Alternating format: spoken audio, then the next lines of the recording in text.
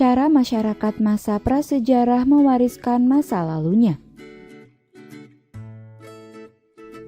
Masyarakat prasejarah mewariskan masa lalunya melalui contoh-contoh hidup dan folklor. Folklor dalam bahasa Inggris adalah folklore. Folk artinya rakyat dan lore artinya tradisi atau ilmu pengetahuan. Folklor adalah bagian dari kebudayaan suatu masyarakat yang tersebar dan bersifat tradisional yang mewariskan secara turun-temurun.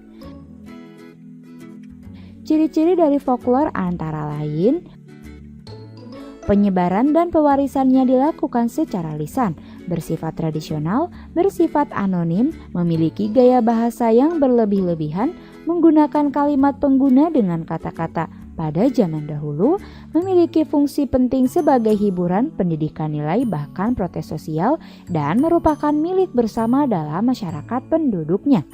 Menurut J.H. Brunfen, folklor dibedakan menjadi 3 golongan, yaitu folklor lisan terbagi menjadi 4. Cerita rakyat. Cerita rakyat adalah suatu cerita yang menceritakan tentang kehidupan masyarakat yang disampaikan secara turun-temurun. Cerita rakyat memiliki beberapa jenis, yaitu mitos adalah suatu cerita atau kesusastraan yang mengandung unsur-unsur gaib. Biasanya mitos-mitos ini masih berkembang di bangsa-bangsa Indonesia.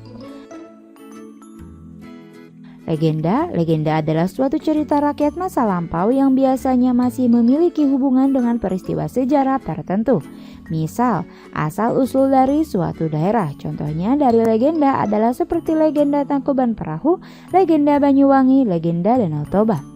Dongeng adalah berupa cerita fiktif atau imajinatif yang tokoh utamanya biasanya berupa manusia, bahkan juga bisa berupa hewan. Contohnya adalah Si Kancil, Joko Kendil. Bahasa rakyat. Bahasa rakyat adalah bahasa berupa daerah-daerah rakyat tertentu, misalnya bahasa daerah Jawa.